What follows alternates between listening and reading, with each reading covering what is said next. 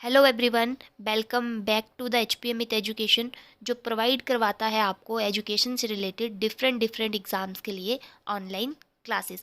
Currently हमारे institution में PGT commission के लिए ऑनलाइन क्लासेस चली हुई हैं।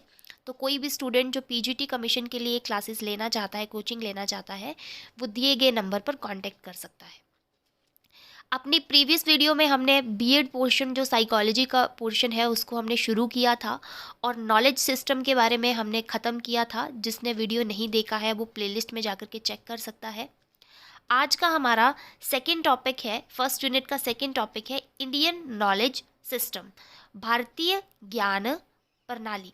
बेसिकली इसमें एंशियंट इंडियन नॉलेज की बात की गई है कि आपका जो एंशियंट प्राचीन भारतीय ज्ञान प्रणाली थी, वो दो तरह से हमने पढ़नी है, या दो पीरियड्स की पढ़नी है। एक वैदिक एजुकेशन सिस्टम और एक बुद्धिस्ट एजुकेशन सिस्टम। वैदिक कालीन शिक्षा कैसी थी और आपका बुद्धिस्ट जो थे, बौद्ध जो थे, उनकी शिक्षा प्रणाली कैसी थी। तो आज की वीडियो में हम वैदिक एजुकेशन सिस्टम को शुरू करेंगे, जिसमें हम देखेंगे कि किस तरह से वैदिक काल का जो एजुकेशन सिस्टम था, स्कूल कैसे थे, करिकुलम कैसा था, एजुकेशन का नेचर क्या था, पर्पस क्या था, किस तरह के स्टूडेंट होते थे, टीचर्स का क्या क्या कर्तव्य रहते थे, वो सारा का सारा हम डिस्कस करेंगे। स्टार्ट करते हैं। वैदिक एजुकेशन सिस्टम, सबसे पहले तो आपको पता होना चाहिए वैदिक एजुकेशन सिस्टम तो किस टाइम पीरियड की बात कर रहे हैं। तो हम बात कर रहे हैं वैदिक काल की, जब आपके वेदों की रचना की गई। और जब भी हम वैदिक एजुकेशन की बात करते हैं या फिर वैदिक टाइम पीरियड की बात करते हैं, तो हम दो टाइम पीरियड साथ में लेकर चलते हैं। जैसे कि आपके टोटल 4 वेद हैं, ऋग्वेद, यजुर्वेद, सामवेद और अथर्ववेद। तो इन चारों वेदों को भी हम दो कैटेगरी में बांटते हैं। ऐसा टाइम पीरियड जिसमें सिर्फ और सिर्फ ऋग्वेद की रचना हुई, उस एजुकेशन सिस्टम को हम कहीं ना कहीं अलग पढ़ेंगे। और जो बाकी के बचे हुए 3 वेद हैं, इनकी रचना जब हुई, इनके टाइम पीरियड में एजुकेशन कैसी थी, उस टाइम पीरियड को हम अलग पढ़ेंगे। तो जो ऋग्वैदिक टाइम पीरियड होता है, उसे हम प्रारंभिक वैदिक काल भी बोल देते हैं, और बाकी के वेदों की रचना जो बाद में हुई, उसे हम उत्तर वैदिक काल भी बोल देते हैं। तो इन दोनों शब्दों का यूज़ आगे भी आने वाली वीडियो में रहेगा, तो इसमें कंफ्यूज मत होना। ऋग्वैदिक टाइम पीरियड मतलब प्रारंभिक, और दूसरा आपका उत्तर वैदिक। तो स्टार्ट करते हैं। वैदिक काल में बेसिकली संस्कार बहुत इंपॉर्टेंट होते थे। संस्कार समझ लो कि आपके रीति रिवाज, हर एक जब भी लाइफ का कुछ इंपॉर्टेंट चैप्टर शुरू होता था, तो एक संस्कार किया जाता था। जैसे जन्म से लेकर के, मुंडन लेकर के, बच्चा जब पहला खाना खाता था तब। उसी तरह से जब वैदिक काल में शिक्षा शुरू होती थी, तब भी संस्कार किया जाता था, जिस संस्कार का नाम था उपनयन संस्कार। तो आप बोल सकते हैं कि वैदिक काल में कौन सा संस्कार है जो शिक्षा से जुड़ा हुआ है, वो है आपका उपनयन संस्कार। बेसिकली होता क्या था, ये संस्कार जो होते था वो गुरुकुलों में किया जाता था। जैसे कि आपकी फ्रेशर पार्टी होती है ना, ठीक है, तो उसी तरह का समझ लो उपनयन संस्कार। उपनयन संस्कार गुरुकुलों में होता था और गुरुओं के द्वारा किया जाता था। जब कोई शिष्य पढ़ने के लिए, एडमिशन लेने के लिए गुरुकुल में आता था और उसकी एडमिशन हो जाती थी, तो उसके बाद ये संस्कार उसको किया जाता था, नहलाया धुलाया जाता था, और जनेऊ पहना करके, है ना, वस्त्र दे करके, जो कि एक यूनिफॉर्म होता था उनका, वो दिया जाता था। और उसका उपनयन संस्कार किया जाता था कि अब ये, इसकी शिक्षा जो है, वो वास्तविक शिक्षा जो है, वो गुरुकुल में शुरू हो जाएगी। तो पहले तो एक उपनयन संस्कार, और सेकंड संस्कार आता है समावर्तन समारोह भी बोल सकते हैं, या फिर समावर्तन संस्कार भी बोल सकते हैं। समावर्तन संस्कार जो होता था, वो शिक्षा के अंतर्गत ही आने वाला एक संस्कार होता था। ये तब किया जाता था जब गुरुकुलों में शिक्षा का समापन हो जाता था। जैसे कोई शिष्य है, वो जितने भी साल की पढ़ाई गुरुकुलों के द्वारा करवाई जाती थी, जब वो पूरी पढ़ाई पूरी कर लेता था, तो उसका समावर्तन संस्कार होता था। जैसे कि हमारी फेयरवेल पार्टी होती है, क्लियर। समावर्तन संस्कार भी गुरुकुल के गुरुओं द्वारा किया जाता था। इसमें ज़्यादा कुछ नहीं किया जाता। इसमें गुरुकुल के जो गुरु होते थे, वो शिष्यों को एक उपदेश देते थे कि अच्छे से जीवन व्यतीत करना है, और जो शिष्य होते थे वो अपनी इच्छा अनुसार क्या करते थे, यहाँ पर गुरुओं को दान दक्षिणा देते थे। तो बेसिकली ये दोनों संस्कार जो हैं, आप वो आपको इसलिए याद रखने हैं कि शिक्षा का शुरुआती संस्कार उपनयन है और अंतिम संस्कार आपका समावर्तन संस्कार है। नेक्स्ट आता है वैदिक एजुकेशन लेवल्स। वैदिक कालीन शिक्षा के स्तर क्या क्या थे? तो वैदिक काल में प्रारंभिक शिक्षा होती थी, उच्च शिक्षा होती थी, एक अलग से युद्ध शिक्षा होती थी, एक व्यावसायिकी शिक्षा होती थी और स्त्री शिक्षा भी कहीं ना कहीं अलग होती थी। तो एक एक करके हम डिस्कस करेंगे कि क्या क्या इन लेवल्स में रखा गया है।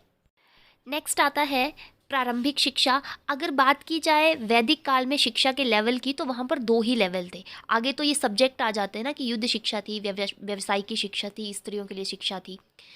लेकिन जब हम लेवल की बात करेंगे तो उसमें दो लेवल्स रहते हैं, एक आपकी प्रारंभिक शिक्षा और एक आपकी उच्च शिक्षा। प्राथमिक शिक्षा और उच्च शिक्षा। जब प्राथमिक शिक्षा की बात की जाती है तो ये परिवार से ही शुरू हो जाती है, पहली बात तो। और यहाँ पर भी एक संस्कार जो है वो परिवार के द्वारा ही किया जाता है। और लगभग जब बच्चा 5 साल का हो जाता है तो इस शिक्षा को जो है वो आरंभ परिवार से ही कर दिया जाता है। मतलब परिवार के जो लोग होते हैं वही शिक्षा देना शुरू कर देते हैं। तो प्रारंभिक शिक्षा कहाँ से शुरू हो जाती है? बच्चे के परिवार से।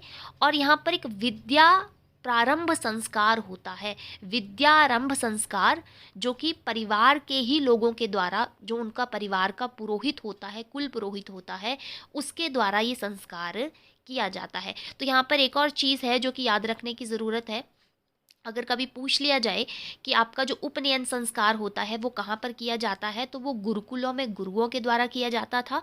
और जो प्रारंभिक आपका संस्कार है, विद्या प्रारंभ संस्कार है, ये परिवार में ही परिवार के जो कुल पुरोहित होते थे उनके द्वारा किया जाता था। और जब बच्चा 5 साल का हो जाता था तब उसका ये वाला संस्कार करके परिवार में ही शिक्षा शुरू हो जाती थी। नेक्स्ट आता है उच्च शिक्षा। परिवार की शिक्षा खत्म होने के बाद हायर स्टडी के लिए बच्चों को गुरुकुलों में भेजा जाता था। और गुरुकुलों में जाकर के ही जो दो हमने संस्कार पढ़े, उपनयन और समावर्तन संस्कार, वहाँ पर होते थे। लगभग ये जो संस्कार होते थे या फिर जो उच्च शिक्षा होती थी, ये हर एक वर्ग के लोगों के लिए अलग अलग होती थी। जैसे कि ब्राह्मण है, उनकी उच्च शिक्षा 8 वर्ष से शुरू हो जाती थी। जो क्षत्रिय हैं उनकी उच्च शिक्षा 10 वर्ष से शुरू हो जाती थी। और जो वैश्य थे उनकी उच्च शिक्षा 12 वर्ष से शुरू हो जाती थी। इसका बोलने का मतलब है कि जो ब्राह्मण के बच्चे हैं उनको गुरुकुलों में 8 साल की आयु में प्रवेश मिल जाता था, क्षत्रियों के बच्चों को 10 साल का मिलता था और वैश्यों के बच्चों को 12 साल की उम्र में गुरुकुलों में प्रवेश मिलता था। नेक्स्ट आता है व्यवसायिकी शिक्षा, मतलब व्यवसाय के लिए शिक्षा। स्टार्टिंग में यहाँ पर दो चीज़ें आएंगी जो मैंने बताया था आपको, प्रारंभिक वैदिक काल और उत्तर वैदिक काल। इनमें ये अलग अलग रहता था, इनका जो आधार रहता था वो अलग अलग था। व्यवसायिकी शिक्षा को कर्म शिक्षा भी कहा जाता था। साथ ही साथ में पहले ये योग्यता और क्षमता पर निर्भर करती थी। जब ऋग्वैदिक काल था तो ये योग्यता और क्षमता पर निर्भर करती थी। जिस व्यक्ति की जो योग्यता है, भले वो किसी भी कास्ट का हो, किसी भी कैटेगरी का हो, उसे व्यवसायिकी शिक्षा दी जाती थी। लेकिन जैसे ही उत्तर वैदिक काल शुरू हुआ तो ये व्यवस्था जो है वो वर्ण पर आधारित होगी। आपके ब्राह्मण, क्षत्रिय, वैश्य और शूद्र। अब ब्राह्मणों के लिए अलग से शिक्षा दे दी गई, क्षत्रियों के लिए अलग से, वैश्यों के लिए अलग से, शूद्रों के लिए अलग से। तो इसलिए व्यवसायिकी शिक्षा का जो आधार था वो प्रारंभिक और उत्तर वैदिक काल में चेंज होता रहा। नेक्स्ट आता है स्त्री शिक्षा। तो स्त्री शिक्षा इतनी अच्छी नहीं थी। अगर बात की जाए प्रारंभिक वैदिक काल की और उत्तर वैदिक काल की, तो प्रारंभिक वैदिक काल में फिर भी स्त्री शिक्षा अच्छी थी, लेकिन उत्तर वैदिक काल तक आते आते स्त्री शिक्षा जो है वो इतनी अच्छी नहीं रही थी। उत्तर वैदिक काल जब आया तो महिलाओं को वेदों का अध्ययन करना भी मना कर दिया गया। साथ ही साथ में उत्तर वैदिक काल तक आते आते कुछ वर्ग की ही महिलाएं थी जिन्हें शिक्षा दी जाती थी, जैसे कि गुरुओं की पुत्रियां होगी, जो गुरुकुल में गुरु होते थे उनकी बेटियां होगी, राजघराने की लड़कियां होगी, या फिर कोई विशिष्ट या धनी वर्ग है उनकी लड़कियां होगी। तो ऐसी लड़कियों को ही शिक्षा जो थी उस टाइम पर गुरुकुलों में दी जाती थी। साथ ही में शिक्षा, स्त्री शिक्षा जो थी वो बहुत सीमित थी। और स्त्रियों के लिए, महिलाओं के लिए, बालिकाओं के लिए जो है वो अलग गुरुकुल की भी व्यवस्था उस टाइम पर नहीं की जाती थी। और साथ ही साथ में बहुत कम, ना के बराबर महिला गुरु आपको जो है आश्रमों में या फिर गुरुकुलों में देखने को उस टाइम पर मिलते थे। ऐसी कोई भी व्यवस्था स्त्री शिक्षा के लिए नहीं की जाती थी। नेक्स्ट आता है युद्ध शिक्षा। तो जो युद्ध शिक्षा थी वो पहले तो प्रारंभिक वैदिक काल में सबको दे दी जाती थी, लेकिन उत्तर वैदिक काल तक आते आते ये विशेष वर्ग के बच्चों को, ये विशेष वर्ण के बच्चों को ही दी जाती थी। बेसिकली युद्ध शिक्षा को क्षत्रिय शिक्षा भी कहा जाता था, और ये सिर्फ क्षत्रिय वर्ग से या वर्ण से संबंध रखने वाले या राजघराने से संबंध रखने वाले बच्चों को ही दी जाती थी। नेक्स्ट आता है वैदिक कालीन शिक्षा का एडमिनिस्ट्रेशन एंड फाइनेंस, प्रशासन एवं वित्त। तो जब वैदिक काल में एडमिनिस्ट्रेशन होता था, मतलब शिक्षा का सारा प्रशासन, क्या नियम होंगे, क्या करिकुलम होगा, क्या क्या कौन कौन सी क्लासेस होंगी, या जिस भी तरह का एडमिनिस्ट्रेशन होता था वो सारा का सारा कौन संभालता था, और आश्रमों को चलाने के लिए पैसे कहाँ से आते थे, इसके बारे में भी बहुत डिफरेंट ये आज से है। सबसे पहले आता है राज्य के नियंत्रण से मुक्त था। वेरी इंपॉर्टेंट, जैसे कि आज में हमारी जो गवर्नमेंट है, इंडियन गवर्नमेंट है, उसके अंडर हमारी एजुकेशन चलती है, लेकिन वैदिक काल में जिस राजा का रूल होता था उसके अंतर्गत शिक्षा नहीं रहती थी। जो शिक्षा होती थी वो राज्य और राजा के अधिकार से मुक्त होती थी। किसका अधिकार होता था शिक्षा पर? गुरुकुल के गुरुओं का। जो हेड गुरु होगा या फिर जो अन्य गुरुकुल के गुरु होंगे, उनका ही अधिकार होता था उस टाइम पर शिक्षा पर। सेकंड आता है निशुल्क शिक्षा। जो शिक्षा थी वो जो गुरुकुल थे, किसी भी कैटेगरी का बच्चा हो उसे निशुल्क शिक्षा दी जाती थी। साथ ही साथ में शिक्षा के साथ साथ उसे रहने के लिए हॉस्टल प्रोवाइड करवाए जाते थे, उसे खाना दिया जाता था। क्लियर। और समय समय पर क्या होता था, उन्हें अलग अलग तरह की स्पेशल क्लासेस भी दी जाती थी, जो कि बिल्कुल फ्री ऑफ कॉस्ट थी। नेक्स्ट आता है कि जब इतना कुछ था तो आय के स्रोत क्या थे। क्लियर। तो सबसे पहला तो आय का स्रोत था दान दक्षिणा द्वारा आय। जो भी गुरुकुल के गुरुओं को दान दक्षिणा दी जाती थी, या फिर जो गुरुकुल में शिष्य होते थे उनका भी कर्तव्य होता था कि जाकर भिक्षा मांगना। जैसा कि आपका फोर्थ पॉइंट है, शिष्यों द्वारा भिक्षा मांगकर आय प्राप्त करना। तो शिष्यों को, क्योंकि ब्रह्मचर्य जीवन है और ब्रह्मचर्य जीवन में हमें क्या करना है, भिक्षा मांगकर अपनी जीवन का निर्वाह करना होता था। तो इस तरह से जो भी गुरुकुलों में एंट्री लेते थे, एडमिशन लेते थे, उन्हें भिक्षा मांगकर ही आय प्राप्त करनी होती थी। क्लियर। उसके बाद आता है गुरु दक्षिणा द्वारा आय। जैसे कि समावर्तन समारोह होता था, उस समारोह में हर विद्यार्थी अपनी कैपेसिटी के हिसाब से गुरु को दक्षिणा देता था, अपनी इच्छा अनुसार। उसके बाद आता है गुरुओं द्वारा नियम बनाना और राजा के नियंत्रण से बाहर रहना। तो ये तो हमने डिस्कस कर लिया। एक और इम्पॉर्टेंट पॉइंट, आय का प्रमुख स्रोत क्या होता था ना, केवल राजा महाराजा किसी गुरु से बहुत खुश होकर के या गुरुकुल से बहुत खुश होकर के दान दक्षिणा दे देते थे, उन्हें बहुत बड़ी बड़ी भूमियाँ दे देते थे, खेती बाड़ी वाली भूमि दे देते थे, बहुत धनी लोगों के बच्चे वहाँ पर पढ़ते थे तो वो लोग दान दक्षिणा दे देते थे। तो इस तरह से सारा का सारा एडमिनिस्ट्रेशन और फाइनेंस जो था वो वैदिक कालीन गुरुकुलों का चलता था, जिस पर नियम जो थे वो सिर्फ और सिर्फ गुरुकुल के गुरु ही बनाते थे। नेक्स्ट आता है वैदिक काल में शिक्षा के उद्देश्य क्या क्या थे। तो सबसे पहले तो ज्ञान का विकास करना, जो कि आज की एजुकेशन का भी पर्पस है कि नॉलेज डेवलप करना बच्चों में।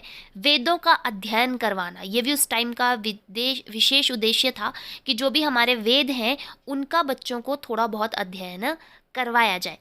स्वास्थ्य आदतें डालना, बच्चों में हेल्थ से रिलेटेड आदतें सिखाना, जैसे कि उन्हें ब्रह्म मुहूर्त में उठाया जाता था, स्नान करवाया जाता था, फिर सादा भोजन करवाया जाता था, साधारण वस्त्र पहनाए जाते थे, व्यायाम करवाया जाता था। तो ये सारी की सारी स्वास्थ्य आदतें जो हैं वो बच्चों को सिखाई जाती थी।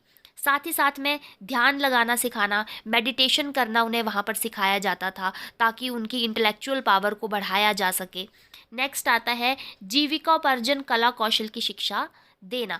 अपने जीवन में आगे अपने जीवन का विकास करने के लिए, जीवन का निर्वाह करने के लिए जो भी कला कौशल उन्हें सिखाए जाते थे, जैसे कि युद्ध करना सिखाना क्षत्रियों को सिखाया जाता था, कृषि करना सिखाना, पशुपालन करना, बुनाई कढ़ाई, हर तरह का काम जो है जो कि जीवन निर्वाह में इम्पॉर्टेंट है वो उनको सिखाया जाता था। उसके बाद संस्कृति व धर्म की शिक्षा देना, उनका जो कल्चर है, उनका जो रिलीजन है उसकी शिक्षा देना, ये भी बहुत इम्पॉर्टेंट था। शास्त्रों की शिक्षा देना, क्या हमारे शास्त्र हैं, क्या हमारे कर्म कांड हैं, उन सब की शिक्षा देना, ये भी उस टाइम पर पर्पस था। चरित्रिक विकास करना, यानी कि उनके करैक्टर का विकास करना, एक अच्छे चरित्र का निर्माण करना, चारित्रिक शिक्षा भी दी जाती थी। और साथ ही साथ में नैतिकता का विकास करना, एक नैतिक व्यक्ति, एक सुलझे हुए व्यक्ति का निर्माण करना भी उस टाइम पर वैदिक काल की शिक्षा का उद्देश्य था, जो कि आज की एजुकेशन के जो पर्पस है उससे थोड़े से अलग थे। लेकिन वैदिक काल में कुछ इम्पॉर्टेंट पर्पस थे जो कि उनकी शिक्षा के द्वारा प्राप्त किए जाते थे। नेक्स्ट आता है करिकुलम ऑफ एजुकेशन इन वैदिक। वैदिक काल में शिक्षा का पाठ्यक्रम। तो शिक्षा का पाठ्यक्रम, शिक्षा के तो दो ही लेवल थे, बाकी तो सब्जेक्ट थे। क्लियर। तो शिक्षा के जो दो लेवल थे, एक आपका प्रारंभिक शिक्षा, प्राथमिक शिक्षा, और एक आपकी उच्च शिक्षा। तो प्रारंभिक शिक्षा तो घर में ही दी जाती थी, तो उसका करिकुलम कुछ इतना ज़्यादा बहुत ज़्यादा वास्ट नहीं था। भाषा की शिक्षा दी जाती थी, व्याकरण शिक्षा दी जाती थी, सामान्य गणना जो है वो करवाई जाती थी, सामाजिक व्यवहार सिखाया जाता था, धार्मिक क्रियाएं सिखाई जाती थी, कैसे कोई पूजा पाठ करना है, किस विधि से करना है, संस्कृत व्याकरण करवाया जाता था। तो बेसिकली ये जो शिक्षा थी वो प्रारंभिक शिक्षा थी जो कि परिवार में दी जाती थी। यहाँ पर सबसे इम्पॉर्टेंट रहता है आपका संस्कृत व्याकरण।